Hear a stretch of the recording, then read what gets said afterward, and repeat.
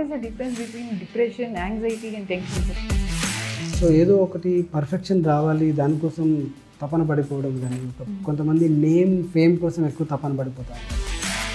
దాన్ని ఇవాళ రేపు ఎల్లుండి వారమైనా కూడా ఆలోచించినప్పుడు ఆ హ్యాబిట్యువల్గా ఏదైతే జరిగిపోతుంటుందో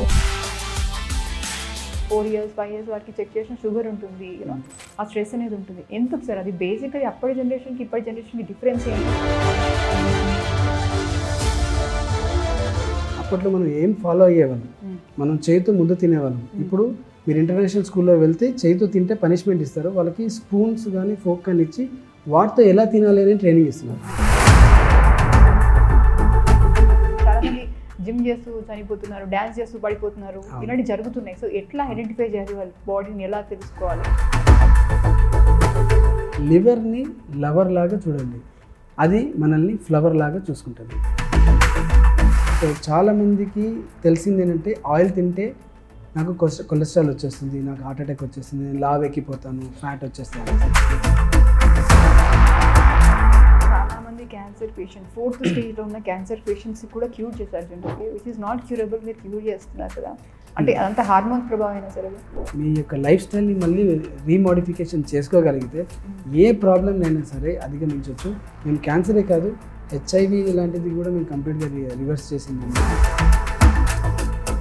డాక్టర్ దగ్గరికి వెళ్ళి పిల్లవాడికి ఏమైనా వచ్చిందంటే చిన్నప్పుడు కామన్ అని తీసేస్తారు. అవి చాలా ఇంపార్టెంట్ బాడీకి అని తెలియదు.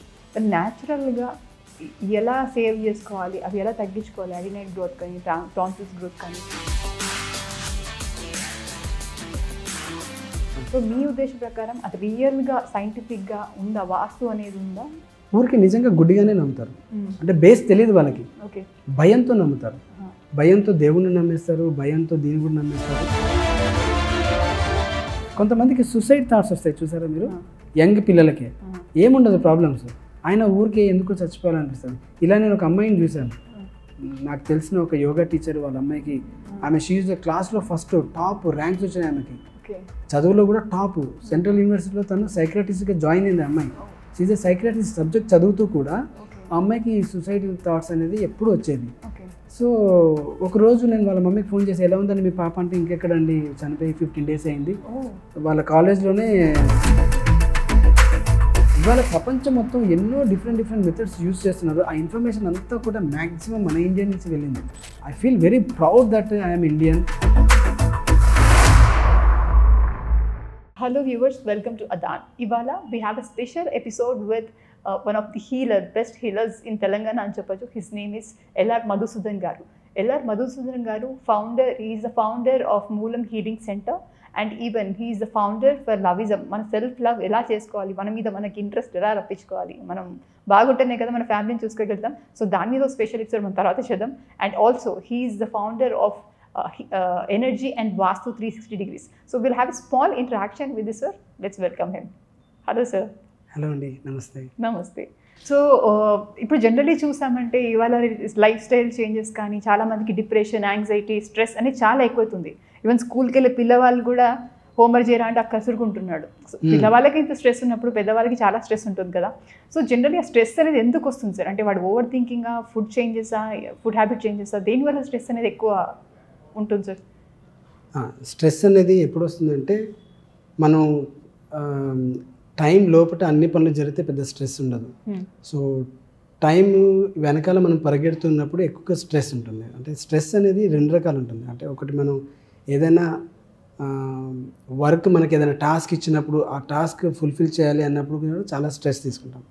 అట్లాగే ఒక బర్త్డే పార్టీ సెలబ్రేట్ చేసుకోవాలనుకుంటే కూడా ఇంట్లో అది హ్యాపీ మూమెంట్ అయినా కూడా దాని అరేంజ్మెంట్స్ కోసం అనేసి అప్పుడు చుట్టాలు రావడము, వాళ్ళందరికీ ఏం అరేంజ్ చేయాలనే దాంట్లో కూడా ఒక మదర్ కానీ ఫాదర్ కానీ ఒక స్ట్రెస్ అనేది తీసుకుంటారు. సో మీకు హ్యాపీ మూడ్ అయినా సరే, లేకపోతే వర్క్ టాస్క్ అయినా సరే, ఈ 2 చోట్ల ఏదైతే ఇన్వాల్వ్ ఉంటుందో వర్క్, మీరు ఏదైతే పని చేయాలనే ఇన్వాల్వ్మెంట్ ఏదైతే ఉంటుందో ఆ ఇన్వాల్వ్మెంట్లో తెలియకుండానే కొంచెం స్ట్రెస్, అంటే బాగా రావాలనో లేకపోతే ఈ టైంలో ఒకటి అయిపోవాలనో, ఇదంతా అందరికీ ఎలా ఇంపాక్ట్ పడుతుందో, ఇంకా దీన్ని చూసి ఎవరైనా ఏమైనా అనుకుంటారో, ఏ ఒక చిన్న థాట్ అయినా కూడా మీరు నెగిటివ్గా క్రియేట్ చేసుకుంటే ఒక థింకింగ్, అది స్ట్రెస్ కింద కన్వర్ట్ అయిపోతుంది. సో కొంతమంది ఒక బిగ్ టాస్క్ చేసిన తర్వాత ఆ వర్క్ అంతా అయిపోయిన తర్వాత వాళ్ళ బాడీలో పెయిన్స్ రావడం స్టార్ట్ అవుతుంది. మోస్ట్లీ లైక్ కాళ్ళు లాగడం కానీ ఇదంతా ఈ ఇంపాక్ట్ అంతా కూడా మన బాడీ కూడా మీకు ఇమీడియట్గా చూపించేస్తుంది మీరు ఎంత స్ట్రెస్ తీసుకున్నారని. సో ఆ నైట్ నిద్ర పట్టదు, ఎవరైనా కాలు నొక్కితే బాగుంటుంది అనేది ఇలా ఉంటుంది. సో జనరల్గా స్ట్రెస్ అనేది ఒక కామన్గా ఉంది మనకి. కాకపోతే కొంతమందికి క్రానిక్ స్ట్రెస్ అంటే క్రానిక్ అంటే డిప్రెషన్ లాంటిది, లేకపోతే యాంగ్జైటీ లాంటిది, లేదా టెన్షన్స్ లాంటివి, ఇవి క్రానికల్గా ఉన్నప్పుడు అది ఒక డిసీజెస్ కింద కానీ లేకపోతే ఒక క్రానిక్ ప్రాబ్లం కింద మనకు మారుతుంది అనమాట. So what is the difference between depression, anxiety and tension sir generally? Yeah, it's a good question అండి. యాక్చువల్గా యాంగ్జైటీ ఎప్పుడు వస్తుంది అంటే ఫ్యూచర్లో మనం చేసే పనిని ఇప్పటి నుంచి బాగా థింక్ చేయడం, ఓవర్ థింక్ చేయడం, రేపు జరగాల్సింది కూడా ఇవాళ నుంచి ఆలోచించడం. సో దాని గురించి అలా ఆలోచించినప్పుడు ఎక్కువగా యాంగ్జైటీ అయిపోతారనమాట. సో ఏదో ఒకటి పర్ఫెక్షన్ రావాలి దానికోసం తపన పడిపోవడం కానీ, కొంతమంది నేమ్ ఫేమ్ కోసం ఎక్కువ తపన పడిపోతూ ఉంటారు.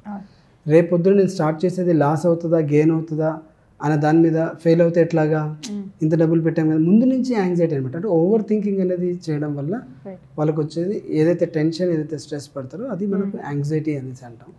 డిప్రెషన్ అనేది ఏంటంటే జరిగిపోయిన దాని గురించి, అంటే పాస్ట్ ఆల్రెడీ జరిగిపోయింది, ఒక సంఘటన జరిగిపోయింది, ఎవరో తిట్టాడు లేకపోతే ఒకటి బ్యాడ్ థింగ్ జరిగిపోయింది, దాన్ని ఇంకా నువ్వు కంటిన్యూగా ఆలోచించి దాన్ని ఇవాళ రేపు ఎల్లుండి వారమైనా కూడా ఆలోచించినప్పుడు ఆ హ్యాబిచువల్గా ఏదైతే జరిగిపోతుంటుందో వాళ్ళు డిప్రెషన్కి లోన్ అవుతారు. మీరు చూడండి ఎవరైనా సరే, అది పిల్లోడి గురించి కానీ వాళ్ళ ఫ్యామిలీ మెంబర్స్ గురించి కానీ లేదా తన గురించి కానీ డిప్రెషన్కి లోన్ అవుతున్నారంటే జరిగిపోయిన దాని గురించి ఎక్కువగా ఆలోచించి రెమెడీ ఏంటో తెలుసుకోకుండా దాన్ని ఆలోచించకుండా అట్లాగే డిప్రెస్ అయిపోతూ ఉంటారు. ఓకే, సో ఈ యాంగ్జైటీ అంటే ఫ్యూచర్ దాని గురించి ఆలోచించడము, డిప్రెషన్ అంటే జరిగిపోయిన దాని గురించి ఆలోచించడం, ప్రజెంట్ మూమెంట్లో జరిగే దాని గురించి హడావిడి పడేదాన్ని టెన్షన్ అంటారు. ఇప్పుడు మనం అన్నాం కదా, ఇప్పుడు ఇంతమంది స్ట్రెస్ అని అనుకున్నాం. సో అట్లాగా ఈ టెన్షన్ ఏ చిన్న పని చేసినా సరే అప్పటికప్పుడే టెన్షన్ పడిపోవడం, రైట్? ఎవరు వస్తున్నారు మిమ్మల్ని చూడడానికి అంటే టెన్షన్ పడిపోవడం, ఏం జరుగుతుంది, ఏం జరగదు, రైట్? అరే నీతో మాట్లాడడానికి ఆ సార్ వస్తున్నారు, అవునా ఆయన ఎందుకు వస్తున్నాడు ఇప్పుడు, అయ్యో ఏంటో అనేసి అట్లా. చుట్టాలు వస్తున్నట్టే, అయ్యో అకస్మాత్తుగా చుట్టాలు వస్తున్నారా, ఇప్పుడు ఏంటి ఇంట్లో ఏమున్నా ఏం లేదు, ఆ స్ట్రెస్ టెన్షన్ పడిపోతుంటారు కదా. వస్తున్నారా, ఓకే ఏముంది ఏం లేదు చూసుకొని ఇలా చేయాలి అనేది ఆలోచిస్తే మనకు టెన్షన్ ఉండదు.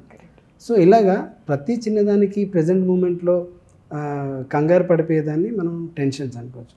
సో వీటిలో ఇవే మెయిన్ డిఫరెన్స్. ఇది కంటిన్యూగా ఉండడం వల్ల క్రానిక్ అయిపోతే అది డిసీజ్ కింద మారుతుంది, అది చాలా ప్రమాదకరం. అప్పుడు మన బాడీ పైన ఇంపాక్ట్ పడుతుంది, ఆర్గన్స్ పైన కూడా ఇంపాక్ట్ పడుతుంది. Right sir, so very good. And next వచ్చేసిందంటే మనం ఒకప్పుడు మన తాతలు కానీ ముత్తాతల కాలంలో చూసారంటే వాళ్ళు ఇప్పటికీ కూడా అలైవ్ అంటే హెల్దీగా ఉంటారు, 90 years 100 years ఇప్పటికీ ఉంటారు. కానీ ఇప్పుడు పుట్టిన పిల్లవాళ్ళు కూడా వాళ్ళకి కూడా పుట్టడంతో షుగర్తో పుడుతున్నారు. చాలా టైప్ 1 డయాబెటీస్ అవి చాలా అవుతున్నాయి. చిన్న పిల్లవాడికి 4 years 5 years వాడికి చెక్ చేసిన షుగర్ ఉంటుంది, యూనో ఆ స్ట్రెస్ అనేది ఉంటుంది. ఎందుకు సార్ అది? బేసిక్గా అప్పటి జనరేషన్కి ఇప్పటి జనరేషన్కి డిఫరెన్స్ ఏంటి, ఎక్కడ మనం స్టాండ్ తీసుకోవాలి?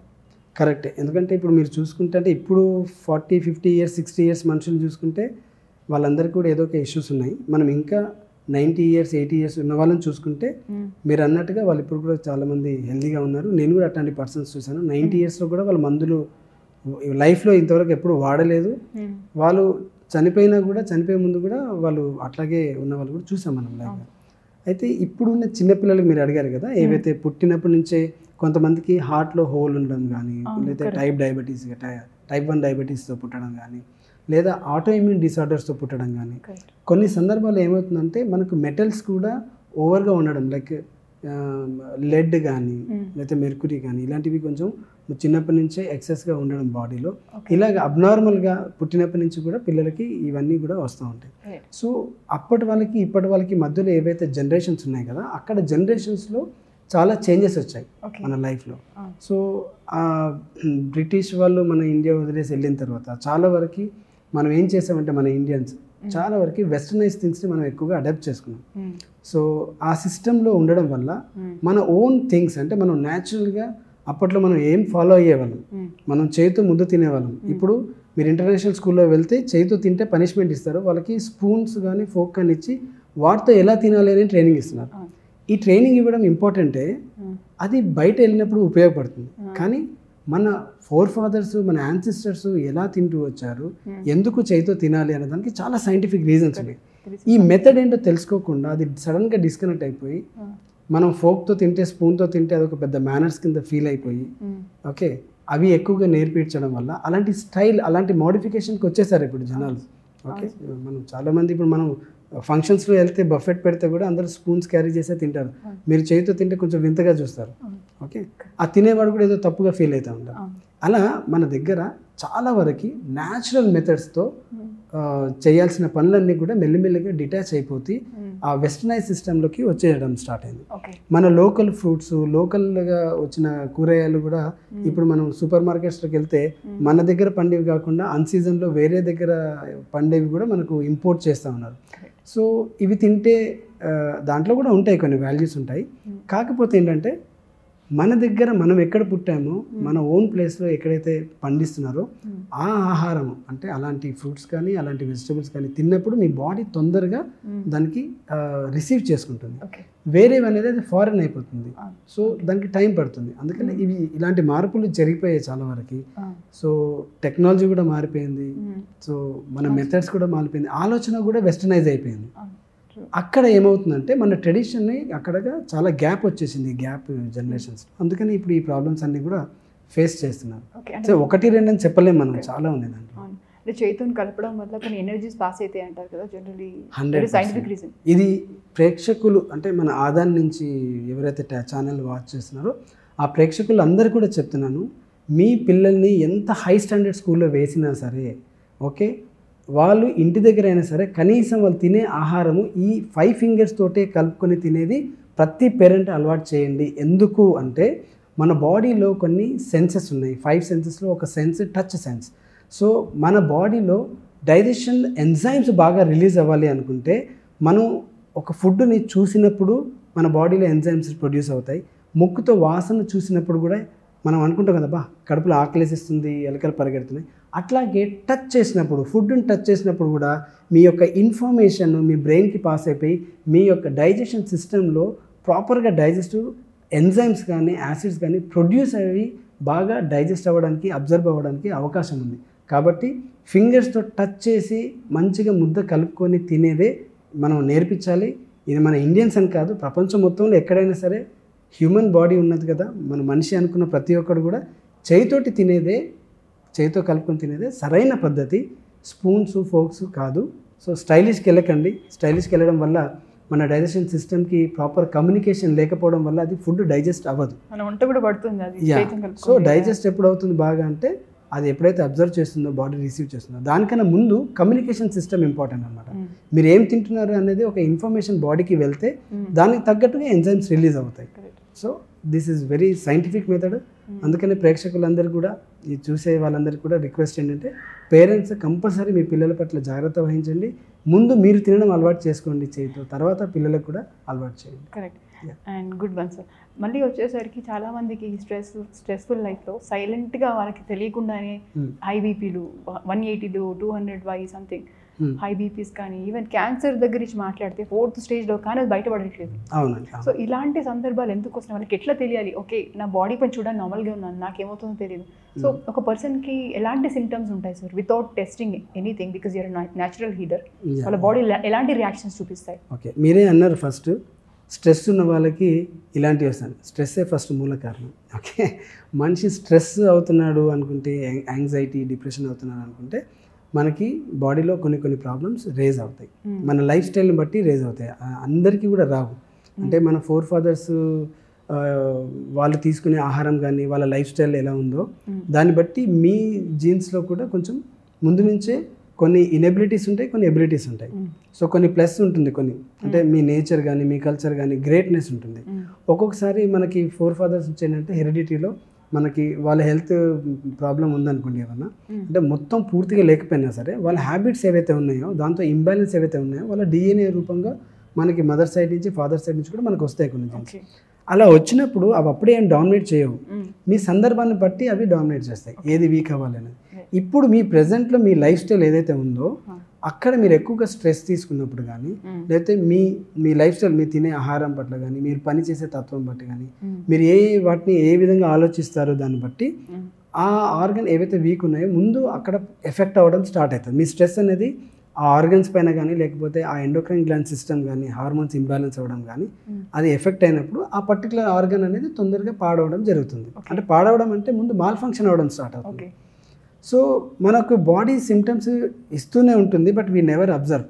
మనం జనరల్గా చేసే మిస్టేక్స్ ఏంటంటే ఒక చిన్న పెయిన్ రావడము లేకపోతే ఎక్కడన్నా మజిల్ క్రాంప్స్ రావడం ఏదో ఒక సిమ్టమ్ వచ్చింది అనుకోండి, మనం వెంటనే ఏం చేస్తాం, దానికి అది సప్రెస్ చేసుకోవడానికి వెంటనే పిల్స్ తీసుకొని అప్పటికప్పుడు డాక్టర్తో మాట్లాడి అది తగ్గిపోవడానికి మెడిసిన్స్ తీసేసుకొని సప్రెస్ చేసేస్తాం. అలా మల్టిపుల్ టైమ్స్ మనం అన్ని సప్రెస్ చేయడం వల్ల ఆ ప్రాబ్లం ఇంటర్నల్గా మెల్లిమెల్లిగా ఎక్కువ అవడం జరుగుతుంది. సో వన్ డే మీరు ఏదో ప్రాబ్లంకి వెళ్తారు, అక్కడ బ్లడ్ టెస్ట్ తీసుకుంటారు, ఇంకేదో స్కానింగ్ తీసుకుంటారు, అప్పుడు ఈ ప్రాబ్లం కూడా బయటపడడం చాలా వరకు జరుగుతుంది. చాలామంది అప్పుడు సర్ప్రైజ్ అయిపోతారు, ఏంటి ఇది నాకు ఉందా అనేసి. సో అలాగే ఇప్పుడు మీరు అన్నారు కదా, ఇవన్నీ కూడా సైలెన్స్గానే డెవలప్ అవుతాయి. ఇవి డెవలప్ అవ్వడానికి కూడా కొన్ని ఇయర్స్ టైం పడుతుంది. ఒకటే రోజులో ఏం జరిగిపోదు, సడన్గా ఏది ప్రాబ్లం రాదు.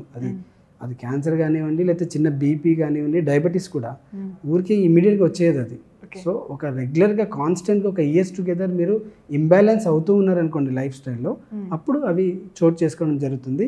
డిసీజ్ ఇస్ డిసీజ్ అండి, మనం నంబర్ ఆఫ్ నేమ్స్ పెట్టుకుంటామే తప్ప ఇవన్నీ కూడా మెటబాలిక్ డిసార్డర్ సిస్టమ్ నుంచి వచ్చే ప్రాబ్లమ్సే.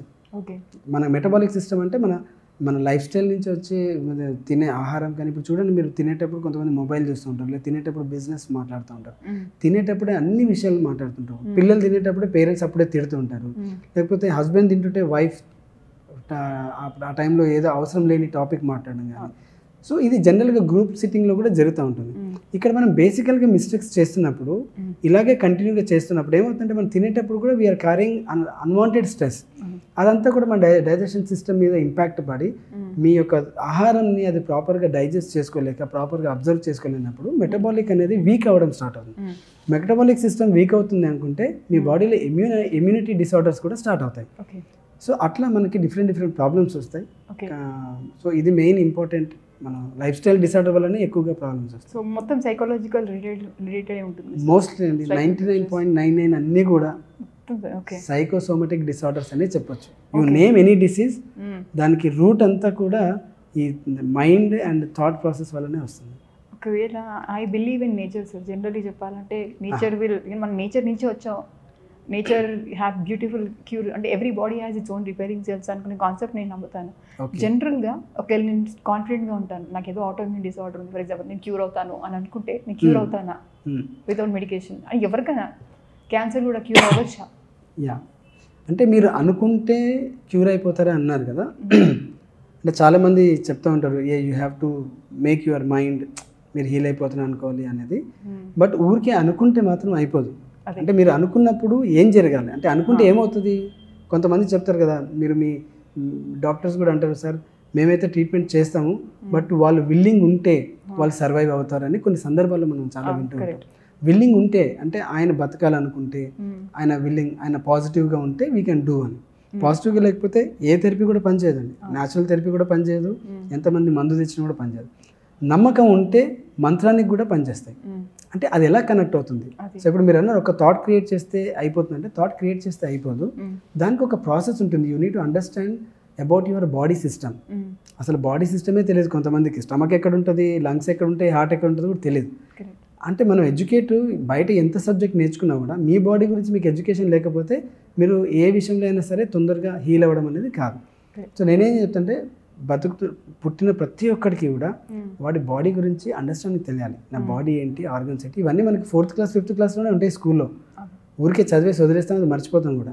కానీ తర్వాత మనం ఇవన్నీ కూడా అవగాహన ఉంటే మీ బాడీతో మీరు ఎలా కనెక్ట్ అవుతున్నారు, అసలు కనెక్ట్ అయితే మీ బాడీ దానికి రెస్పాండ్ అవుతుందా లేదా, అయితే రెస్పాండ్ అవ్వాలి అంటే మీరు ఎలాంటి కేర్ తీసుకుంటున్నారు అనేది చాలా ఇంపార్టెంట్ మీ బాడీ పట్ల. How much pampering you're doing, ఎంత టైం ఇస్తున్నారు మీ బాడీకి.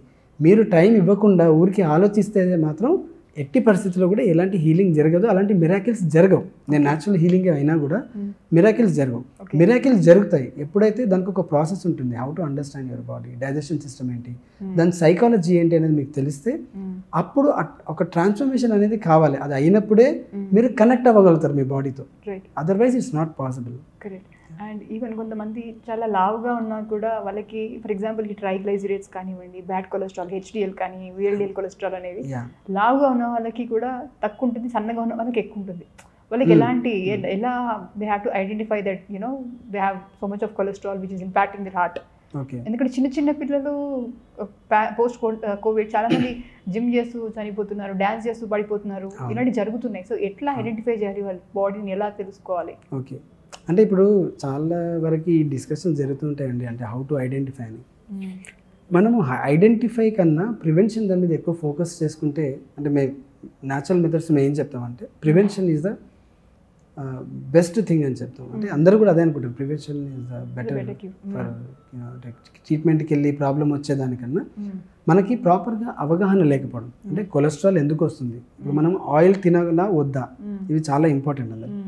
సో చాలామందికి తెలిసింది ఏంటంటే ఆయిల్ తింటే నాకు కొలెస్ట్రాల్ వచ్చేస్తుంది, నాకు హార్ట్ అటాక్ వచ్చేస్తుంది, నేను లావ్ ఎక్కిపోతాను, ఫ్యాట్ వచ్చేస్తాయి అనేసి. కొంతమంది తింటే ఏం కదా భయ్, అవి తినకపోతే ఎట్లాగా అంటారు. అంటే ఎలాంటి ఆయిల్స్ తినాలి అంటే, ఇప్పుడు మనం చెక్క గానుగా నూనె ఉంటుంది కదా, మనం న్యాచురల్గా ఏవైతే తీస్తామో రైట్, మార్కెట్లో కంపెనీ ఆయిల్స్ కాకుండా ఈ ఆయిల్ వాడాలి. ఈ ఆయిల్ చాలా ఇంపార్టెంట్. మన బాడీలో లివర్ని చాలా జాగ్రత్తగా చూసుకోవాలి. లివర్ ఫంక్షన్ బాగుండాలి అనుకుంటే దానికి కావాల్సినటువంటి గుడ్ కొలెస్ట్రాల్, గుడ్ ఫ్యాట్ అనేది తినాలి, కంపల్సరీ అవసరం. సో ఈ గుడ్ కొలెస్ట్రాల్, గుడ్ ఫ్యాట్స్ అనేది మనకి నువ్వుల్లో వస్తుంది, పల్లీల్లో వస్తుంది, సన్ఫ్లవర్ సీడ్స్లో వస్తుంది, కొబ్బరి నూనెలో వస్తుంది. సో ఇది మనం ఒకవేళ మార్కెట్లో కొంటే అవి మనకి 100% ఆర్గానిక్ కాదు కాబట్టి, అక్కడ కెమికలైజ్ అవుతుంది కాబట్టి అవి తీసుకోవడం వల్ల మీ పైన రాంగ్ ఇంపాక్ట్ పడుతుంది. అదే ఆయిల్స్ని మీరు రైట్ వేలో తీసుకోగలిగితే, న్యాచురల్గా ఆర్గానిక్గా తీసుకుంటే, అప్పుడు అది మీకు మీ బాడీలో ఇమ్యూన్ సిస్టమ్ని, మీ మెటబాలిక్ సిస్టమ్ని ఎక్కువ ఎన్హాన్స్ చేస్తుంది, మీ లివర్ ఫంక్షన్ బాగా ఉంటుంది. సో లివర్ మేము ఏం చెప్తామంటే, లివర్ని లవర్ లాగా చూడండి, అది మనల్ని ఫ్లవర్ లాగా చూసుకుంటుంది.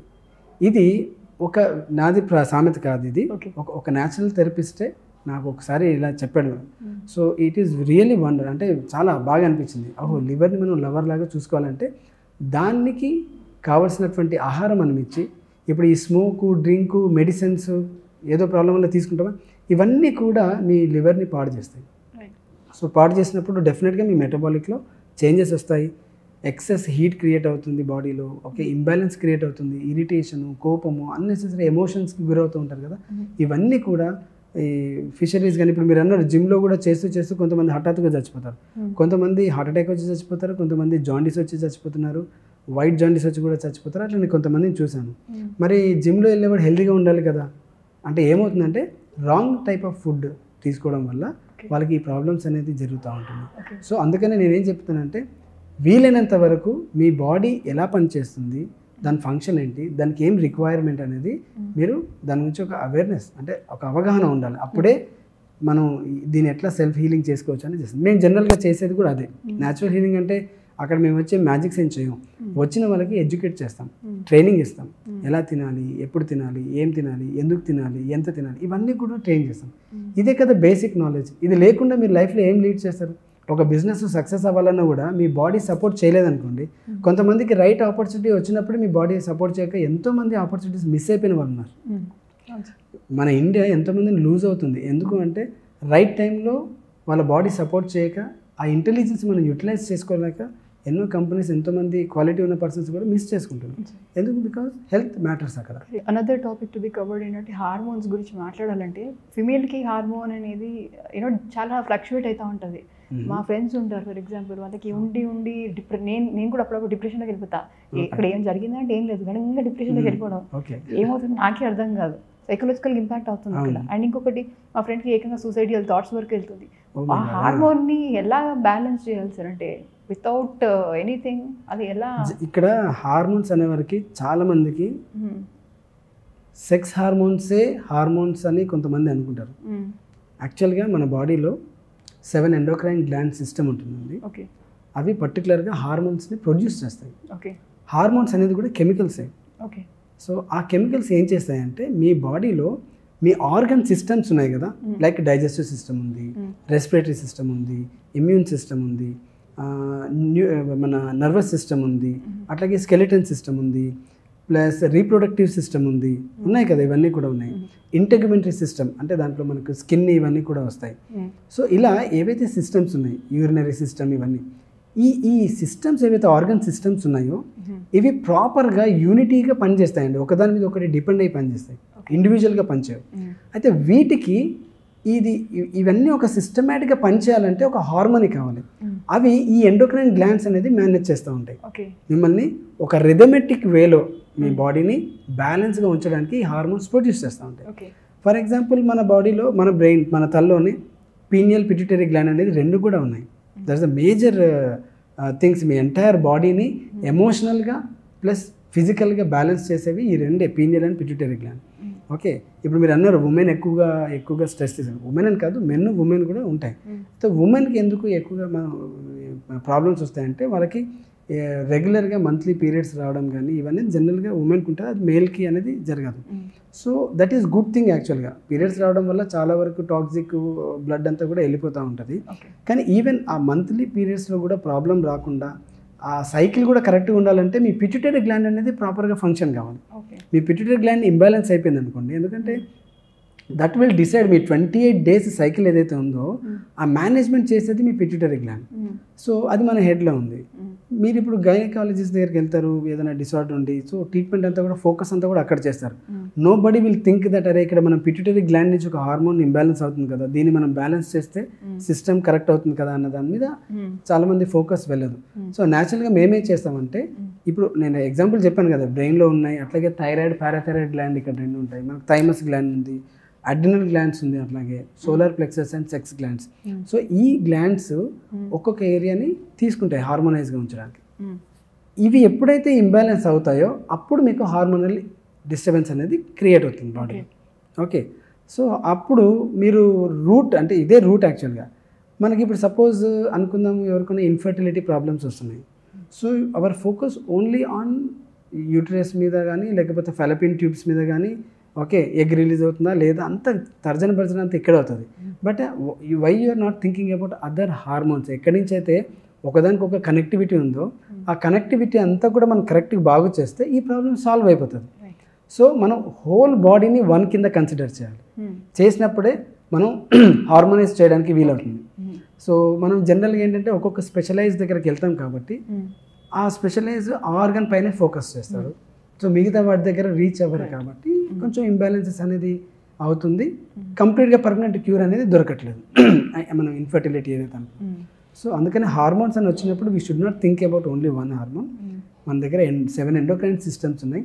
ఇవన్నీ కూడా ప్రాపర్గా హార్మోనైజ్ అయితే ఒక రిథమెటిక్గా మనం తీసుకురాగలిగితే యూ కాంట్ బిలీవ్ మీరు 100 సంవత్సరాలు బతుకుతారా, 200 సంవత్సరాలు బతుకుతారా, 55 సంవత్సరాలు బతుకుతారా అనేది ముఖ్యం కాదు. కానీ క్వాలిటీ ఆఫ్ లైఫ్ అనేది చాలా ఇంప్రూవ్ అవుతుంది.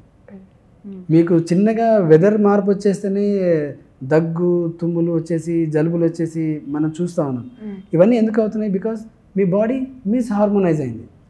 ఓకే, దాన్ని హార్మోనైజ్ చేయాలి. అందుకే చెప్పాను కదా, మన బాడీ గురించి మనకు కావాల్సింది ఏంటంటే ముందు అవేర్నెస్ కావాలి. అసలు ఆ సిస్టమ్ ఏ సిస్టంలో ఫంక్షన్ అవుతుంది అసలు బాడీ అనేది మనకు కావాలి. మనం సిమ్టమ్స్ అనేది 1000 ఉంటాయండి, కానీ రూట్ కాజ్ ఒక్కొక్కసారి ఒకటి. ఇప్పుడు మీ ఒక్క లివర్ ప్రాబ్లం ఉందనుకోండి, మీకు ఏమంటారు హెడేక్ రావచ్చు కంటిన్యూగా, మైగ్రేన్ అంటారు కదా అది రావచ్చు, కొంతమందికి సైనస్ వస్తుంది కదా అది కూడా రావచ్చు, ఐసైట్ ప్రాబ్లమ్స్ రావచ్చు, టీత్ గమ్స్లో ప్రాబ్లం రావచ్చు, ప్లస్ దాంతో బట్టతల కూడా రావచ్చు, జుట్టు కూడా ఊడిపోవచ్చు. లివర్ ఒకటి ప్రాబ్లం ఉంటాయి.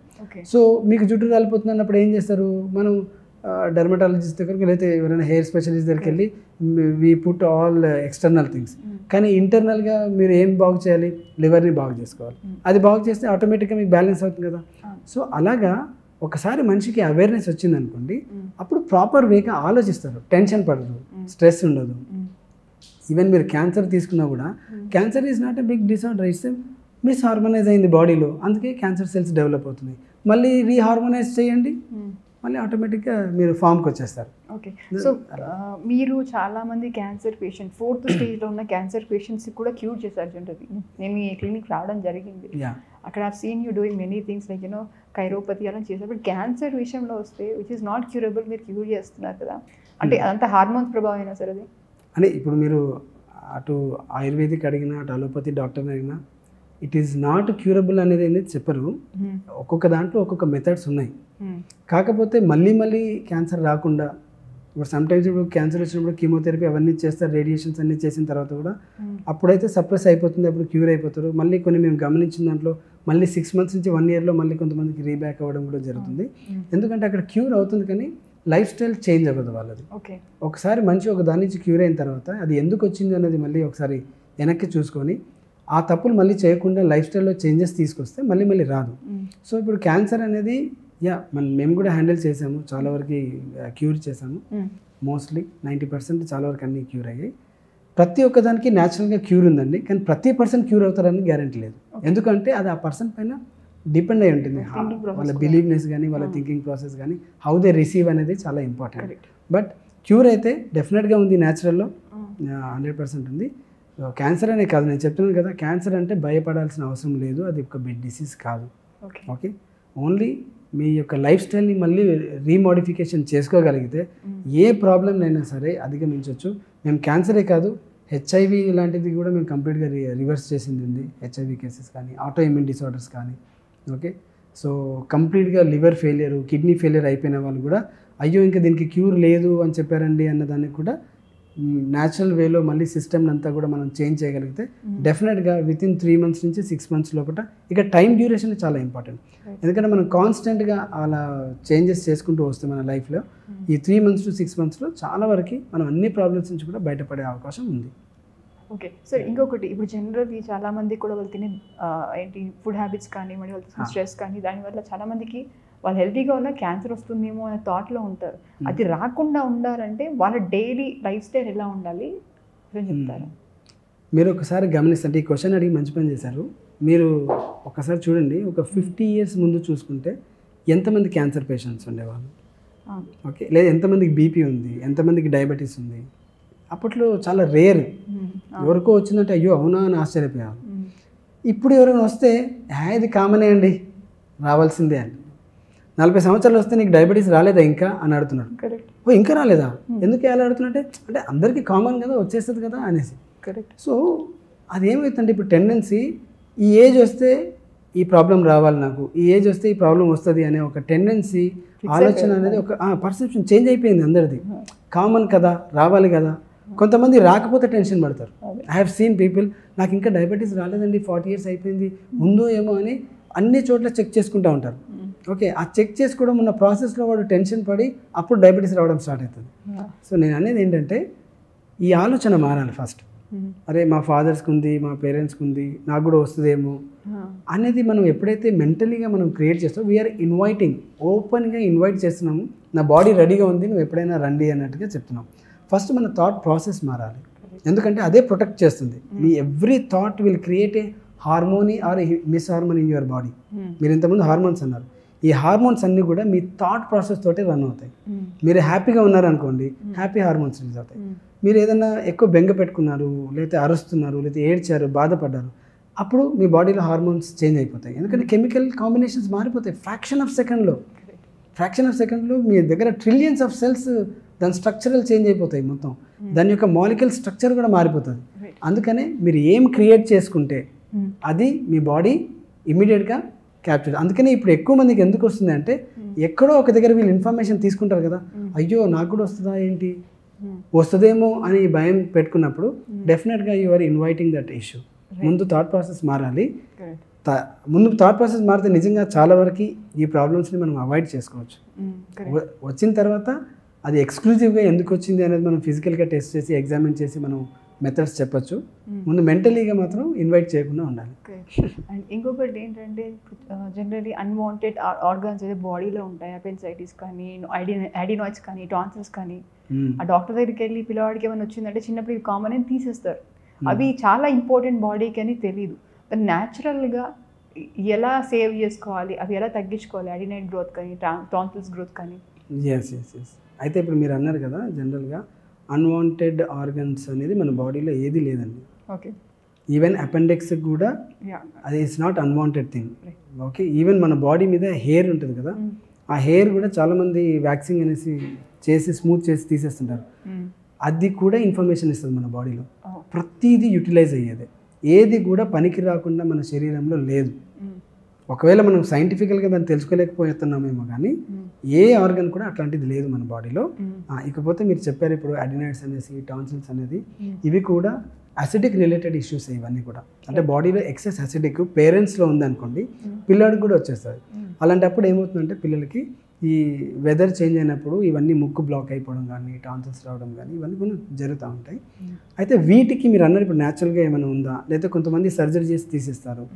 అయితే నేను చెప్పే రిక్వెస్ట్ ఏంటంటే ఇక్కడ ఒకసారి దీన్ని తీసే పరిస్థితి వచ్చింది అని అనుకుంటే ఆల్టర్నేట్ మెథడ్స్ కూడా చూడండి. ఎందుకంటే మన ఇండియాలో గొప్పతనం ఏంటంటే మన దగ్గర చాలా ఆల్టర్నేట్ మెథడ్స్ ఉన్నాయి.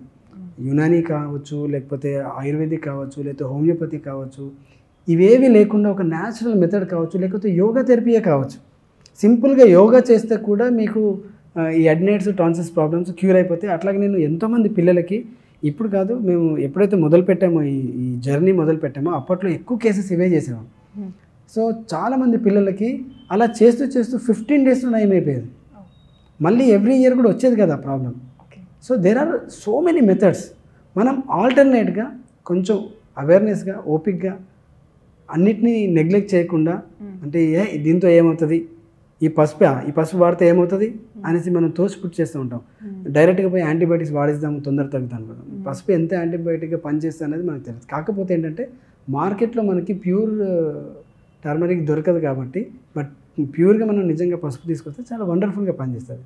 నేనేమంటానంటే ఒక కన్క్లూజన్కి వెంటనే వచ్చేయకండి. ఏదైనా బాడీ నుంచి రిమూవ్ చేయాలనుకుంటే ఆల్టర్నేట్ మెథడ్స్ కూడా ఉన్నాయి, ఒకసారి ట్రై చేయండి. మరీ అవ్వట్లేదు అనుకుంటే కంపల్సరీ అనుకుంటే వాళ్ళే చెప్తారు సార్ తప్పనిసరిగా గో ఫర్ దిస్ రిమూవ్ చేయండి అని. అలాంటి పరిస్థితి ఉంటేనే 99% మన బాడీలో రిమూవ్ చేసే అవసరం రాదండి. ఓకే, సో యాక్సిడెంట్ అయిపోయినప్పుడు కానీ కొన్ని కండిషన్స్లోనే ఖచ్చితంగా వాటిని తీసేయాల్సిన అవసరం వస్తుంది, తీసేయాలి. లేకపోతే ప్రతి దానికి న్యాచురల్గా హీల్ చేసేది అవకాశం ఉంది. మనం తప్పకుండా వాటి గురించి ఆల్టర్నేట్ చూడాలి. ఇదే నేను మన ప్రేక్షకులు అది చెప్తున్నాను. అంటే ఆల్టర్నేటివ్ డాక్టర్ కాకుండా ఆల్టర్నేటివ్ మెథడ్స్ వెళ్ళమంటారు. మెథడ్స్ చాలా మంది ఈ డాక్టర్ ఏమో ఆ డాక్టర్ చాలా మంది చూడండి ఒకళ్ళ మాట విని వెళ్తారు జనరలీ. అంతే అండి. అంటే ఆల్టర్నేటివ్ డాక్టర్ కాకుండా ఆల్టర్నేటివ్ మెథడ్స్ని ట్రై చేయమంటున్నారు. ఓకే సార్, అంటే ఇప్పుడు డాక్టర్ అంటే దేవుడు అనే ఉద్దేశం చాలా మందికి ఉంటుంది. ఎందుకంటే వాళ్ళు ఇప్పుడు ఏ డాక్టర్ అయినా సరే వాళ్ళ రీసెర్చ్ కానీ చదువుకున్న ప్రతి ఒక్కరు డాక్టర్ అయిపోరండి. ఓకే, వాళ్ళకి ఒక ఓన్ స్కిల్ ఉంటుంది. అంటే ఒక భావం ఉండాలి, అరే నేను ఇది ఖచ్చితంగా వీళ్ళకి ఇది హెల్ప్ చేయాలి, వచ్చిన వాళ్ళకి ఇలా హెల్ప్ చేయాలి. అలా చాలామంది ఉన్నారు. అంటే నేను అలోపతియా ఇదే అని చెప్పట్టు ఒక స్పెసిఫిక్ అని కాదు. మీరు హోమియోలో కూడా చూడండి ఒక డెడికేట్ సర్వీస్ చేయడానికి కొంతమంది ఉంటారు. అట్లానే నేను డబ్బులు కమర్షియల్ చెప్పట్టు, అసలు ఆ టాపిక్ రావట్లేదు. ట్రీట్మెంట్ చేసే ప్రతి ఒక్కరు డబ్బులు సంపాదించాలి, అయితే వాళ్ళ లైఫ్ కూడా రోడ్ మీదకి వచ్చేస్తుంది ఇప్పుడున్న టెండెన్సీ. నేను అనేది it's not I'm talking about any commercial. ఒక వైద్యుడు అనే తర్వాత దేవుడిని ఎందుకు పోలుస్తారంటే he knows the technique how to heal body from root cause కదా, అందుకే కదా ప్రొఫెషనల్. సో అక్కడ చాలామంది ఆ ప్రొఫెషనల్ అనే దానికి వాల్యూ ఇస్తారు. సో అక్కడ మనం ప్రాపర్గా జడ్జిమెంట్ చేస్తున్నామా లేదా అనేది ప్రతి ఒక్కరు కూడా ఆ ఫీల్డ్లో ఉన్న వాళ్ళు కొంచెం ఆలోచించి వీలైతే దే కెన్ సజెస్ట్, నా దగ్గర ఈ వైద్యం లేదు, maybe my knowledge is not sufficient for this, why don't you see this another method అనేది మనం ఒక సమన్వయంగా అందరూ కలిసి ఒక దగ్గర కాకపోతే ఒక దగ్గర అనేసి అందరూ ఒకదాని ఒకటి ప్రేజ్ చేసుకుని వెళ్ళగలిగితే మనం హ్యూమానిటీని చాలా ఈ ఇష్యూస్ నుంచి కాపాడొచ్చు అండి. అసలు లేకపోతే చాలా కష్టం. వన్ వే అనేది మనకి చాలా.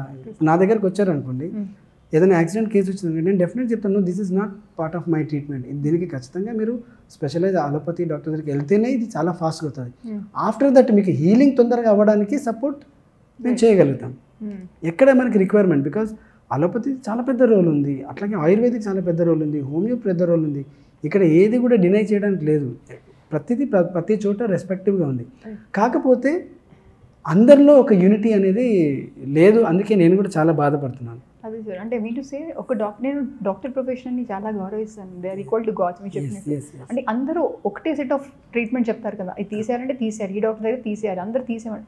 ఆల్టర్నేటివ్ సోర్స్ మీరు చెప్పినట్టుగా వెళ్తే వాళ్ళకి బెటర్ క్యూర్ ఉంటుందేమో నేను అంటున్నాను. అంతే. అంటే అట్లీస్ట్ ఒక రికగ్నేషన్, అంటే ఎవరి దగ్గర ఏ నాలెడ్జ్ ఉంది ఏంటి, అరే పలానా ఉంది అక్కడ కూడా చూడండి. అక్కడ సోర్సెస్ లేకపోతే దెన్ మళ్ళీ మీరు రిమూవ్ చేసుకోవచ్చు, లేకపోతే ఏదైనా ట్రీట్మెంట్ చేసుకోవచ్చు అని నేను అనేది. ఒక యూనిటీ అనేది ఈ మెడికల్ సిస్టంలో కానీ హీలింగ్ సిస్టంలో కానీ అనేది ఒక కోఆర్డినేషన్ అనేది జరగాలండి. అది వచ్చిన రోజు నిజంగా మన ఇండియా చాలా బాగుపడుతుంది, ఇంత సఫరింగ్ అనేసి ఉండదు. సో మేము కూడా అదే కోరుకుంటున్నాము, అట్లాగే ట్రై చేస్తున్నాము.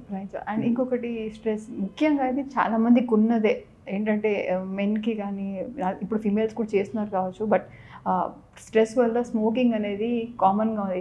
నాకేం కాదు బాగానే ఉన్నా అనుకుంటారు, కానీ లోపల ఎంత ఇంటర్నల్గా డ్యామేజ్ అవుతుందో వాళ్ళు తెలియదు. స్మోకింగ్ కానీ డ్రింకింగ్ కానీ ప్రతి ఒక్క డబ్బా మీద రాసున్నా కూడా స్టిల్ యూ డూ. వాళ్ళ ఫ్యామిలీ ఉంది అవేమి గుర్తుపట్టారు. సో వాళ్ళకి మీరు సైకలాజికల్గా ఇచ్చే కౌన్సిలింగ్ ఏం సార్, వాళ్ళ హెల్త్ ఇంపాక్ట్స్ ఎలా పెడతారు? ఇప్పుడు దీంట్లో చాలా పారామీటర్స్ ఉన్నాయండి. ఇప్పుడు మీరు నాకు చెప్పారు స్మోకింగ్ అని. ఇప్పుడు smoking is injurious to health అని అందరికీ తెలుసు, డాక్టర్స్ కూడా తెలుసు, చాలామంది కూడా తెలుసు. తెలిసినా కూడా దాన్ని హ్యాబిటెడ్ అయిపోయిన వాళ్ళు చాలామంది ఉన్నారు, రైట్? సో హ్యాబిటెడ్ అయిపోయిన వాళ్ళు ఉన్నారు, లంగ్స్ పాడైపోయిన వాళ్ళు ఉన్నారు, లివర్ పాడైపోయిన వాళ్ళు ఉన్నారు, డ్రింక్స్ బాగా విపరీతంగా తాగేసి ఉన్నారు. వాళ్ళందరూ చూసుకుంటే చాలా ఎడ్యుకేటెడ్ పర్సన్స్ కూడా ఉన్నారు.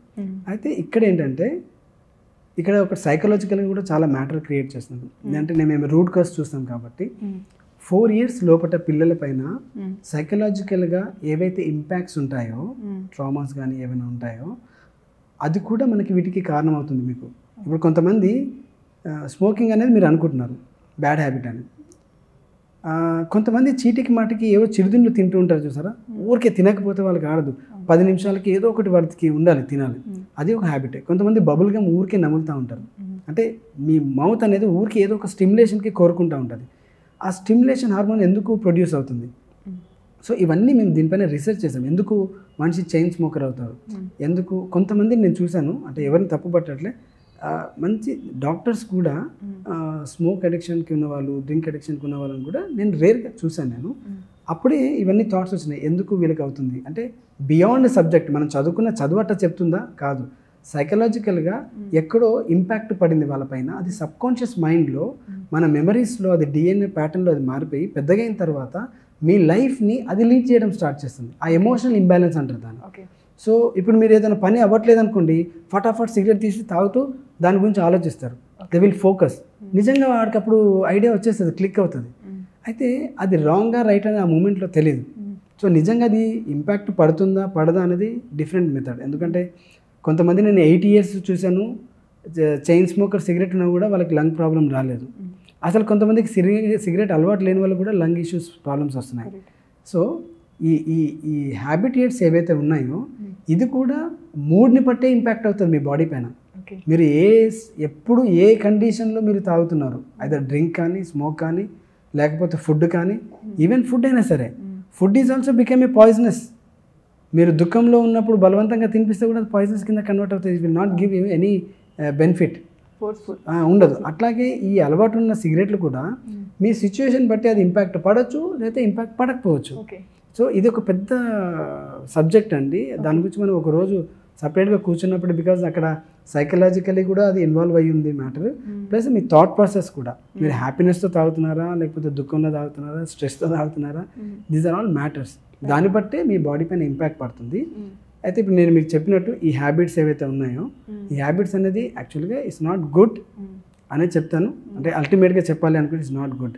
కానీ ఆ థాట్ రావాలి, ఎందుకు వచ్చింది ఎడిక్షన్ అనే దానికి కూడా మనకి ఈ సైకలాజికల్ ఇంపాక్ట్ అనేది ఉంటుంది. అది మనం కరెక్ట్గా రెక్టిఫై చేసుకోగలిగితే ఆటోమేటిక్గా ఆ ఇంపాక్ట్ కూడా తగ్గిపోతుంది. సరదాగా అప్పుడప్పుడు తాగితే అది పెద్ద ఇంపాక్ట్ చేయదు, బట్ ఏది కూడా వ్యసనం కాకూడదు. ఓకే, ఆ వ్యసనం అనేది చాలా డేంజర్. అది మంచిదైనా సరే, చెడ్డదైనా సరే.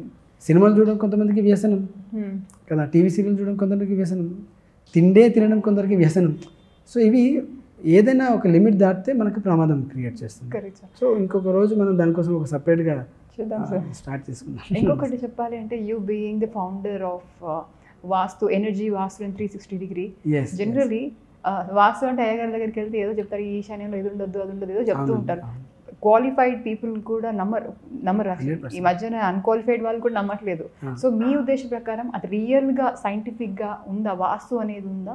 దాని గురించి ఇక్కడ క్వాలిఫైడ్ అన్క్వాలిఫైడ్తో సంబంధం లేదండి, ఓన్లీ నాలెడ్జ్ అండ్ ఎడ్యుకేషన్ తోటే సంబంధం. ఎందుకు వాస్తు కొందరు నమ్ముతారు, ఎందుకు వాస్తు నమ్మే వాళ్ళందరినీ కూడా చూసాము. ఊరికి నిజంగా గుడ్డిగానే నమ్ముతారు, అంటే బేస్ తెలియదు వాళ్ళకి, భయంతో నమ్ముతారు. భయంతో దేవుణ్ణి నమ్మేస్తారు, భయంతో దీన్ని కూడా నమ్మేస్తారు. సో ఇక్కడ భయమే వాళ్ళకి నమ్మకాన్ని నమ్మేటట్టుగా చేస్తుంది.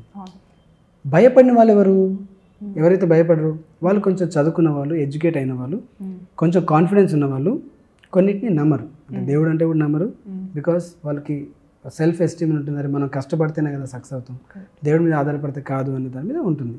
కాబట్టి ఎడ్యుకేట్ అయిన పర్సన్కి. సో ఇప్పుడు ఈ పర్టికులర్గా వాస్తు సైన్స్ అనేది ఏంటి అంటే, ఒకప్పుడు నేను కూడా కంప్లీట్గా నమ్మేవాడిని కాదు. కంప్లీట్ అంటే కంప్లీట్, అస్సలు దాని పక్కన కూడా చూసేవాడిని కాదు, తిట్టేవాడిని నేను ఇంకా. కానీ ఇప్పుడు నేను ఎప్పుడైతే ఈ హీలింగ్స్ చేస్తూ ఉన్నాం కదా, మన దగ్గర ట్రీట్మెంట్ అయిపోయిన తర్వాత కూడా మళ్ళీ వాళ్ళు వాళ్ళ ప్లేస్కి వెళ్ళి వాళ్ళు ప్రాక్టీస్ చేసేటప్పుడు కొన్ని సందర్భాల్లో మళ్ళీ వాళ్ళు స్ట్రెస్కి గురయ్యే ఛాన్సెస్ ఉంటాయి.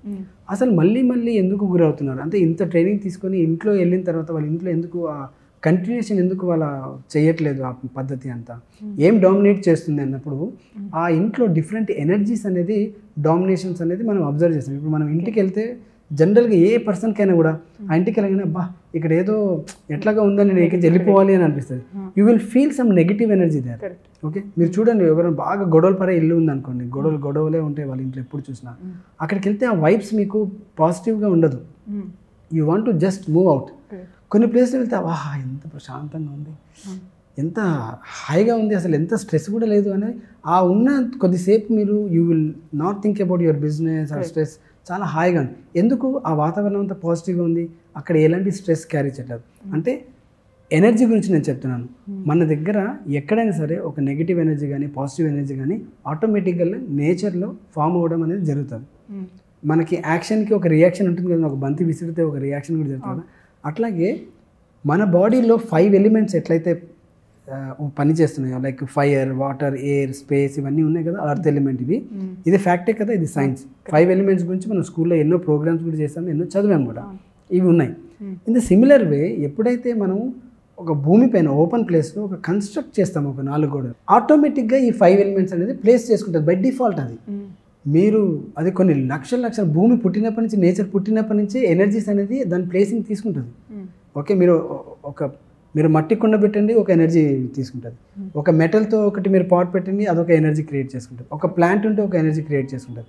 అట్లాగే మీరు ఒక కన్స్ట్రక్ట్ చేసుకున్నప్పుడు 5 ఎలిమెంట్స్ అనేది మీ బాడీలో ఎలా ప్లేసింగ్ ఉన్నాయో, మీ ఇంట్లో కూడా ఒక 5 ఎలిమెంట్స్ అన్న సైకిల్ క్రియేట్ అవుతుంది. ఆ సైకిల్ క్రియేట్ అయినప్పుడు వాటర్ ఎలిమెంట్ ఉన్న చోట మీరు ఫైర్ ఎలిమెంట్ పెట్టారనుకోండి, ఇంబ్యాలెన్స్ అవుతుంది కదా. Fire is against the water. So అట్లాగే ఫైర్ ప్లేస్లో వాటర్ వచ్చినా, లేకపోతే వాటర్ ప్లేస్లో ఎర్త్ ఎలిమెంట్ వచ్చినా, ఇప్పుడు చూడండి మీరు, లేకపోతే ఫైరే ఉంది, నిప్పుని కంట్రోల్ చేయాలంటే సమ్టైమ్స్ మనం మట్టి వేస్తాం, కొంచెం నిప్పుని పూర్తిగా చల్లార్చాలంటే వాటర్ వేస్తాం. ఇవన్నీ 2 యాంటీ ఎలిమెంట్ కదా. అట్లాగే మన ఇంట్లో ఈ వాటర్, ఫైర్, ఎయిర్ ఎలిమెంట్స్ అనేవి 5 ఎలిమెంట్స్ చోటు చేసుకుంటాయి కదా. ఒకదానికి ఒకటి కొన్ని నెగిటివ్గా ఉంటాయి, ఒకదానికి ఒకటి కొన్ని ఫ్రెండ్లీగా ఉంటాయి. సో యాంటీగా వచ్చినప్పుడు ఆ వైబ్రేషన్స్ ఏవైతే ఉంటాయో ఇంట్లో ఎనర్జీస్, ఆ ప్రాంతంలో ఒకవేళ మీ బెడ్రూమ్ ఉన్నా, లేకపోతే మీ బాత్రూమ్ ఉన్నా, మీరు నివసిస్తున్నారు కదా, అక్కడ మీరు చదువుకుంటున్నా, ఆ ఇంపాక్ట్ అనేది మీ బాడీ రిసీవ్ చేసుకుంటుంది. Because your body is the receptor. మీ బాడీలో ప్రతి cell is the receptor.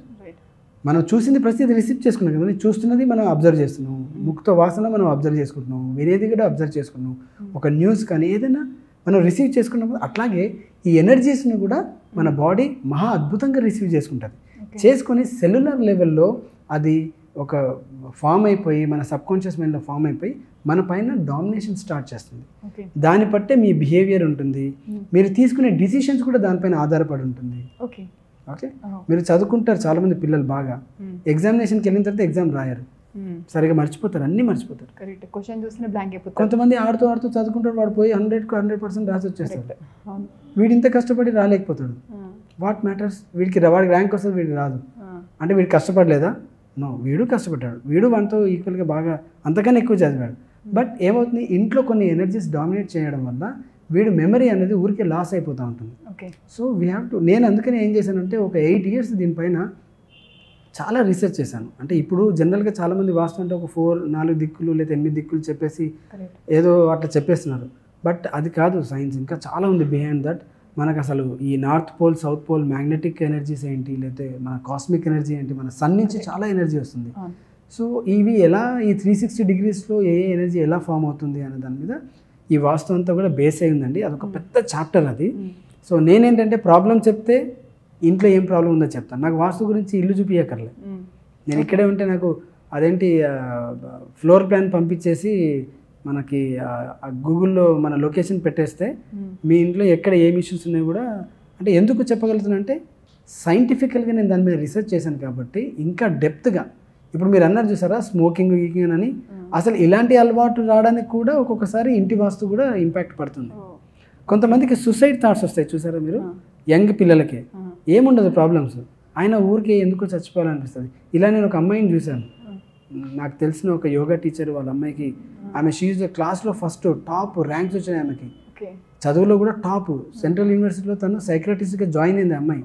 She a psychiatrist subject చదువుతూ కూడా ఆ అమ్మాయికి సూసైడల్ థాట్స్ అనేది ఎప్పుడు వచ్చేది. సో ఒకరోజు నేను వాళ్ళ మమ్మీకి ఫోన్ చేసి ఎలా ఉందని మీ పాప అంటే ఇంకెక్కడండి చనిపోయి 15 days అయింది, వాళ్ళ కాలేజ్లోనే పైనుంచి దూకి చచ్చిపోయింది 4th floor నుంచి అనేది. ఎందుకు ఆమెకి రీజన్ లేదు. ఇవి ఎందుకు జరుగుతాయంటే ఇంట్లో మన దగ్గర ఒక ఏరియా ఉంటుంది డిస్పోజల్ ఏరియా అని, అలాంటి చోట ఒకవేళ పడుకుంటున్నారు అనుకోండి ఈ థాట్స్ క్రియేట్ అవుతాయి చచ్చిపోవాలి ఇది అనేసి. సో ఎవరైనా ఇప్పుడు సిగరెట్కి స్మోకింగ్కి గుట్కాలకి అడిక్షన్ అవుతుంది కదా, అడిక్షన్కి కూడా ఒక జోన్ ఉంటుంది. ఒకవేళ మన పిల్లల బెడ్రూమ్ అక్కడ ఉందనుకోండి ఆ పిల్లలు దానికి అడిక్షన్ అవ్వడం స్టార్ట్ అవుతుంది. సో దీనిపైన ఇది మామూలుగా కాదు, వాస్తు అనేది ఇట్స్ ఎ బిగ్ సైన్స్. మీరు నమ్మినా నమ్మకపోయినా ఈ నేచర్ ఉన్నంత వరకు ఈ ఎనర్జీస్ అనేది ఉంటుంది. వాస్తు అంటే మనం నివసించే ఏరియా ఎనర్జీస్ని బ్యాలెన్స్ చేసుకోవడమే వాస్తు. మనం నివసించే ఏరియానే అంటారు వాస్తు. ఇప్పుడు మనం చూడండి ప్లెజర్గా ఉండడానికి మనం చెట్లు పెట్టుకుంటాం, ఇక్కడ ఇది పెట్టుకుంటాం, ఎందుకు మీరు ఇంటికి వెళ్తే హ్యాపీగా ఉండడానికి. దట్ గివ్స్ పాజిటివ్ ఇంపాక్ట్ కదా, అంతే కదా, అదే కదా వాస్తు అంటే. కాకపోతే ఎక్కడ ఏ ఎలిమెంట్ని పెట్టాలనేది తెలియకుండా పెట్టేస్తారు, అక్కడ ప్రాబ్లమ్స్ స్టార్ట్ అవుతాయి. సో హెల్త్ కూడా దాని మీద ఆధారపడింది. నేను హీలింగ్ చేస్తున్నాను కాబట్టి ఒక మనిషి క్యూర్ అవ్వాలి అనుకుంటే ఇప్పుడు నేనేం చేస్తానంటే ఆయనకి లైఫ్ స్టైల్లో కూడా మార్పులు తీసుకొస్తాం, అట్లాగే వాళ్ళ ఇంటికి వెళ్ళి ఈ ఎలిమెంట్స్ కరెక్ట్గా బ్యాలెన్స్ ఉన్నాయా లేదా కూడా కరెక్ట్ చేస్తాం. అది కాకుండా జియోపతిక్ స్ట్రెస్ అనేది భూమిలో నుంచి కూడా ఒక నెగిటివ్ రేడియేషన్స్ అనేది కూడా మన బెడ్రూమ్కి కానీ మన ఇంటికి కానీ హిట్ అవుతాయి అవి కూడా. అదే మీరు you can search in Google, geopathic stress అనేది కూడా ఒకటి ఉంటుంది. ఇది కూడా చాలా వరకు మన ఇమ్యూన్ సిస్టమ్ని డౌన్ చేసేస్తూ ఉంటుంది అనమాట. సో ఇలాంటి పరిసరాలు మనం ఉన్నప్పుడు మీరు ఎన్ని రకాలుగా ట్రీట్మెంట్ తీసుకున్నా సరే మీరు మళ్ళీ వెళ్ళి ఆ ప్లేస్లో పడుకుంటే 8 hours ఆటోమేటిక్గా ఆ ఇమ్యూన్ సిస్టమ్ అంతా కూడా డ్రాప్ చేస్తుంది. అందుకనే ఈ వాస్తుని కూడా నేను దీంట్లో ఇంక్లూడ్ చేసి ఊరికే కాకుండా సైంటిఫిక్ వేలో 360 degrees నేను దీన్ని చెక్ చేసి 100% వాడు ఈ ప్రాబ్లం నుంచి బయటపడడానికి నేను హెల్ప్ చేస్తూ ఉన్నాను. దట్ ఈస్ వాట్ ద మూలం అంటే మా సెంటర్ పేరు కూడా మూలం న్యాచురల్ హీలింగ్ సెంటర్. మూలం అంటేనే సోర్స్ అండి, రూట్. సో రూట్ అనేది లైఫ్ స్టైలే కాదు కదా, వాడి ఇంట్లో ఎనర్జీస్ని కూడా రూట్ కాజ్ ఏంటి అనేది చెక్ చేస్తాను. ఆ ప్రాసెస్లో నేను ఇది రీసెర్చ్ చేయడం జరిగింది. ఇప్పుడిప్పుడే రీసెంట్గా నేను వీటి మీద రెమెడీస్ కోసం అనేది చాలా మందికి విజిట్ చేయడం జరుగుతుంది ఇంట్లో. సో ఇంకొకటి ఏంటంటే టాక్ అబౌట్ ఆల్కలైన్ వాటర్. చాలా వాటర్ ఉంది ఇప్పుడు ఆల్కలైన్ వాటర్, అది ఇప్పుడు CO2 వాటర్ అని డిఫరెంట్ స్పార్క్లింగ్ వాటర్స్ అనేది వస్తుంది. ఆ వాటర్ తోటి మన బాడీని క్యూర్ చేయొచ్చా, ఇంక్లూడింగ్ హెయిర్, స్కిన్ అన్ని చేంజ్ అవుతున్నాయి కదా వాటర్, ఆల్కలైన్ వాటర్ తోటి, ఇమ్యూన్ సిస్టమ్ కానివ్వండి, ఆటో ఇమ్యూన్ డిసార్డర్స్ కానివ్వండి, ఎలా ఇంపాక్ట్ చూపిస్తుంది? మీరు ఆల్కలైన్ వాటర్ అన్నారు, యాక్చువల్గా మన బాడీ ఆల్కలైనిక్ ఉంటుంది, యాసిడిక్ ఉంటుంది.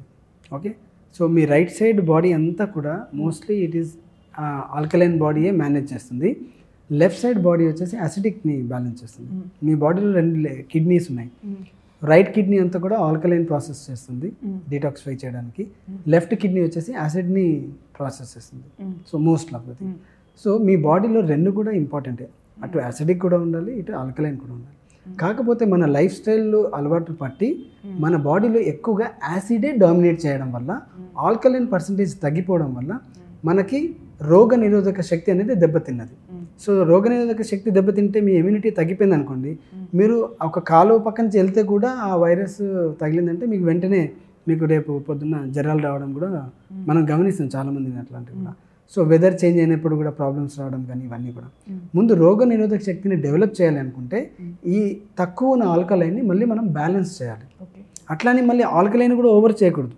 నేను చెప్పేది రేపు గుర్తుపెట్టుకోండి, ఏది కూడా మోర్ ఆఫ్ ఆల్కలైన్ ఉంటే కూడా మళ్ళీ మీకు వేరే ఇష్యూస్ స్టార్ట్ అవుతాయి. అట్లానే మోర్ ఆఫ్ యాసిడిక్ ప్రాబ్లం ఉంటే ఇంకా ఎక్కువ ప్రాబ్లమ్స్ వస్తాయి. ఎక్కడైనా చూడండి మన బాడీలో బ్యాలెన్స్ అనేది చాలా ఇంపార్టెంట్. ఈ బ్యాలెన్స్ తీసుకురావాలంటే అదే చెప్తున్నాను కదా, ఈక్విలిబ్రియం అనేది తీసుకురావాలి, ఒక రిథమ్ అనేది తీసుకురావాలి, హార్మోనైజ్ అనేది కావాలి. హార్మోన్ అంటే చూడండి మన బాడీలో ఉండే హార్మోన్స్ని కూడా మనం హార్మోన్ పదం వాడుతున్నాం. మళ్ళీ అదే వాడు ఇంకో ఎక్స్టర్నల్గా బయట ఎక్కడ వింటాం మనం హార్మోన్ అనేది, మ్యూజిక్ ఇన్స్ట్రుమెంట్స్లో హార్మోనీ అని harmony, okay. మన కీబోర్డ్ ఉంటుంది చూసారా, అక్కడ కూడా ఈ పదం harmony. Peace harmony. Yes, the word is same. అక్కడ కూడా హార్మోనీ అంటే ఏంటి అంటే ఎవడో వచ్చి దాని మీద పిచ్చి పిచ్చిగా వాయించేస్తే మీకు ఇరిటేట్ అయిపోతారు, ఏంటిరా వాయిస్తున్నా అని. అదే ఒక రిథమెటిక్గా వాయిస్తే ఆహా ఎంత బ్యూటిఫుల్గా ఉంది, సంగీతం వింటే మనకి ఎంత హ్యాపీగా ఉంటుంది. అంటే అది లయబద్ధకంగా వాయించినప్పుడు ఇది రిథమెటిక్గా ఉంటుంది కాబట్టి దాన్నే హార్మోనీ అంటారు. అలాగే మన బాడీలో కూడా ఇష్టం వచ్చినట్టు యూజ్ చేయకూడదు బాడీని. ఒక రిథమెటిక్ ఫ్లోలో తీసుకెళ్తే, హార్మోనైజ్గా తీసుకెళ్ళగలిగితే అప్పుడు మన లైఫ్ అనేది చాలా హెల్తీగా, హ్యాపీగా, సక్సెస్ఫుల్గా అనేది మనం లీడ్ చేయగలుగుతాం. ఇంతే సింపుల్ కదా, ఇక్కడ ఏం మ్యాజిక్ లేదు ఇక్కడ. ఓకే, సో ఇప్పుడు మీరు అన్నారు కదా హార్మోన్స్ అనేది. సో ఈ ఆల్కలైన్ వాటర్ని ఎక్కువ తీసుకోవాలా తక్కువ తీసుకోవాలనేది కాదు. ఫస్ట్ ఆఫ్ ఆల్ మన బాడీలో యాసిడ్ ఎక్కువగా ఎక్సెస్ యాసిడ్ లేకుండా ఈ ఆల్కలైన్ వాటర్ తాగడం వల్ల ఇది కొంచెం బ్యాలెన్స్ చేయడానికి ఛాన్స్ ఉంటుంది డెఫినెట్గా. కాకపోతే ఏంటంటే కమర్షియల్గా ఏవైతే అమ్ముతారో బయట అలాంటి ఆల్కలైన్ మీద ఎక్కువగా ఫోకస్ చేయకండి. చాలా సింపుల్గా ఇవాళ రేపు మనకి యూట్యూబ్లో కానీ సోషల్ మీడియాలో కానీ చాలామంది న్యాచురల్గా ఆల్కలైన్ వాటర్ ఇంట్లో ఎలా చేసుకోవాలో కూడా చూపిస్తున్నారు. అంటే మనం ఈ కీరా చూడండి, మనం కుకుంబర్ అనేది చాలా హై ఆల్కలైన్ ఉంటుందంట. అవి 4 స్లైస్, అట్లాగే నిమ్మకాయ 4 స్లైసు, క్యారెట్, కొత్తిమీర, పుదీనా ఇవన్నీ కూడా మనం ఒక 2-3 లీటర్స్ వాటర్లో వేసి కొంచెం అదేంటి అల్లం ముక్క కూడా కొంచెం స్మాష్ చేసేసి నైట్ అంతా దాంట్లో ఉంచేసి నెక్స్ట్ డే మనం దాన్ని వాడగలిగితే సో ఈ వాటర్ అంతా ఆల్కలైన్ అవుతుంది మార్నింగ్ వరకు. ఇది ఎక్కువగా మీకు ఉపయోగపడుతుంది. ఆల్కలైన్ ఏం చేస్తుందంటే ఆల్కలైన్ మీ బాడీలో ఉన్నంత వరకు వైరస్ అనేది ఎఫెక్ట్ చేయదు. అట్లాగే క్యాన్సర్ కూడా మీకు అధిగమించాలి అనుకుంటే ఆల్కలైనే ఇది అవుతుంది. అంటే ఆల్కలైన్లో ఎక్కువగా వైరస్ కానీ క్యాన్సర్ సెల్స్ కానీ సర్వైవ్ అవ్వడానికి ఛాన్స్ లేదనమాట. ఈవెన్ మేము ఈ మెథడ్ని కరోనా టైంలో కూడా చాలా వరకు ఫోకస్ చేసాం. కరోనా పీరియడ్లో చాలామందిని మేము న్యాచురల్గానే హీల్ చేసాము. Alkaline plays a big role. Okay, అలానే ఎక్సెస్ ఆల్కలైన్ కాకుండా రెండింటిని సమన్వయంగా బ్యాలెన్స్ చేసుకునేటట్టుగా ఉండాలి. ఓకే, దీని గురించి ఎక్కువగా ఇవి ఒక రోజు చెప్పేది కాదు, దీనికి ఒక పారామీటర్ ఉండదండి. ఒక మనిషికి వేరియేషన్స్ ఉంటాయి కాబట్టి ఒకటే నంబరింగ్ అనేది ఇవ్వడం ఉండదు. ఒక ప్రాపర్ ట్రైనింగ్ అనేది ఇస్తే వాళ్ళకే ఓన్గా అవేర్నెస్ వస్తుంది, ఓకే నా బాడీని ఎలా బ్యాలెన్స్ చేసుకోవచ్చు అనేది. సో తప్పకుండా ఆల్కలైన్ వాటర్ అనేది మనమే ఇంట్లో చేసుకొని తీసుకోవడం వల్ల ఎన్నో ఉపయోగాలు ఉన్నాయి. ఓకే, ఈ మనకేమంటారు ఈ వైరల్ ఫీవర్స్ వస్తూ ఉంటాయి కదా, ఇవి కూడా రాకుండా మీకు ఆల్కలైన్ వాటర్ అనేది చాలా వరకు ప్రొటెక్ట్ చేస్తుంది. Okay, and lastly one topic, since you are an expert in chiropathy కాబట్టి కొంతమందికి మోకాలు నొప్పులు, కీళ్ళ నొప్పులు, ఇక్కడ నొప్పులు వస్తూ ఉంటే బ్యాక్ పెయిన్ కానీ స్పైన్ ప్రాబ్లమ్స్ కానీ అవన్నీ మందులు వాడుతూనే ఉంటారు. Okay, relief temporary, symptomatic relief అవుతుంది. కైరోపతి డాక్టర్ దగ్గర వెళ్ళగానే లైట్ చేయగానే వెల్ క్యూరెడ్. అది మ్యాజిక్ గా మళ్ళీ వస్తుందా? కైరోపతి అనేది చాలా ఇప్పుడిప్పుడే ఫ్రేమ్ లోకి వస్తుంది. ఒక 2 words from you on chiropathy. Chiropractic అనేది 100% ప్రొఫెషనల్ అయ్యే ఉండాలండి. అంటే వాళ్ళకి అనాటమీ అనేది కంపల్సరీ తెలియాలి. బికాజ్ యువర్ స్పైన్, మీ మొత్తం whole body, me health, everything is depends on your spine. Spine ఎవరు పడితే వాళ్ళ చేతిలో ఇవ్వకూడదు. ఈవెన్ మసాజ్ అయినా చేసినప్పుడు కూడా ఆ పర్సన్ యొక్క టెండెన్స్, అంటే వాడి నేచర్ ఎలా ఉంది, వాడికి ఎంత సబ్జెక్ట్ నాలెడ్జ్ ఉంది, ఎలాంటి వాడు మన స్పైన్ని టచ్ చేస్తున్నాడు అనేది చాలా ఇంపార్టెంట్. అందుకని మన అలోపతి డాక్టర్స్ చూడండి, మీరు మసాజ్ అనేసరికి దే విల్ నాట్ ప్రిఫర్ అన్నిటికీ నువ్వు దీనికి మసాజ్ దగ్గరికి వెళ్ళకని అంటారు. ఎందుకంటే ఆ ఎనర్జీస్ కానీ నాలెడ్జ్ లేకుండా ఎవరైనా మిస్గా యూజ్ చేశారనుకోండి, ఆ ప్రాబ్లం ఇంకా ఎక్కువగా క్రియేట్ అవుతుంది. కైరో ప్రాక్టీస్ మన దగ్గర ఇప్పుడు ఇండియాలో చాలామంది అయిపోయారు. అంటే కైరో ఒక్కటే సరిపోదు, మనకి ఇష్యూని బట్టి అసలు కైరో చేయాలో వద్దా అనే డిసిజన్ తీసుకోవాలి, చాలా ఇంపార్టెంట్. ఇప్పుడు కొంతమందికి కాల్షియం డెఫిషియన్సీ ఉంటుంది, చాలా తక్కువగా ఉంటుంది. అప్పుడు అలాంటి వాళ్ళకి కైరో ఈజ్ నాట్ సజెస్టబుల్. అంటే కొంతమంది కైరో ప్రాక్టీస్ నేను చూస్తున్నాను, అసలు వాళ్ళ డెఫిషియన్సీ ఏంటో చూడకుండా టక చేసేస్తున్నారు. ఆ తర్వాత వచ్చే ప్రాబ్లమ్స్ని మనం చూడట్లేదు. టీవీస్లో వీడియోస్లో మనం ఏం చూస్తున్నాం అంటే ఆ క్రాక్స్ చూస్తున్నాం, అక్కడ హ్యాపీగా వెళ్ళిపోయి చూస్తున్నాం.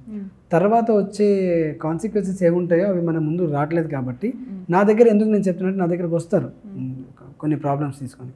నేను చేస్తాను కైరో, అంటే థ్రస్ట్ ఓస్టియోపతి అని చేస్తాం. స్పైన్ని ఎప్పుడైతే స్కోలియాసిస్ ఉంటుందో, లేకపోతే లాడియాసిస్ ఇలా బెండ్ అయిపోయేదంతా, లేకపోతే ఇలాంటి ప్రాబ్లం వచ్చినప్పుడు మేము ఏం చేస్తామంటే వి విల్ మ్యానిపులేట్ చేస్తాం స్పైన్. అయితే దానికి ముందు దాని కనెక్టెడ్ మజిల్స్ని కూడా ఎంత రిలాక్స్ చేయాలి, దానికి ప్రాపర్గా ఎలాంటి ట్రీట్మెంట్ కావాలనేది మేము చేసిన తర్వాత అప్పుడు ఈ మెథడ్ని యూజ్ చేస్తాం. కొంతమందికి చేసిన తర్వాత మళ్ళీ మజిల్ రిలీఫ్ అనేది కంపల్సరీ చేయాలి. ఎందుకంటే your muscles are connected to your spine.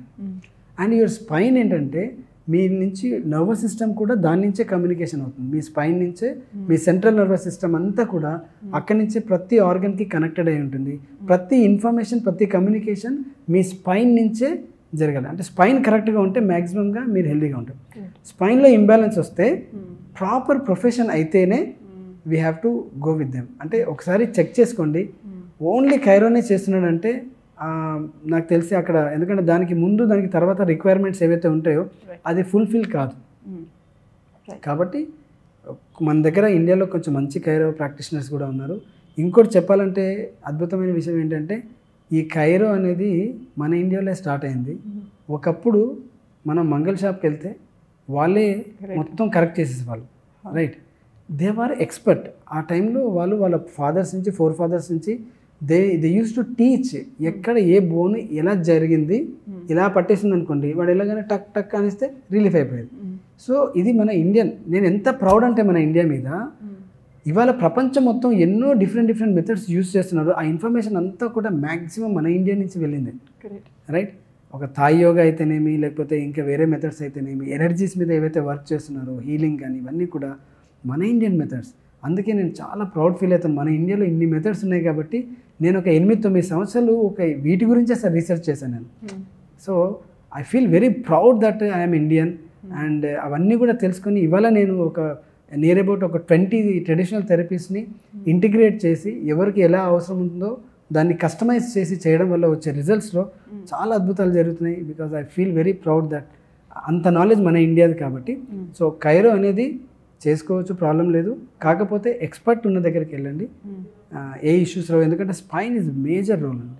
తేడా వచ్చిందంటే లైఫ్ లాంగ్ మిమ్మల్ని ప్రాబ్లంలో పడేస్తుంది. సో ఎక్స్పర్ట్స్ ఉంటే ఎలాంటి ప్రాబ్లం లేదు. Thank you so much sir. మీరు ఇచ్చిన జనరల్ అవేర్నెస్ మా పబ్లిక్కి చాలా హెల్ప్ అవుతుంది. సో ఆడియన్స్ చూసారు కదా ఇవాళ జనరల్ అవేర్నెస్ ఆన్ ఎనర్జీస్ గురించి కూడా మాట్లాడాం మనం.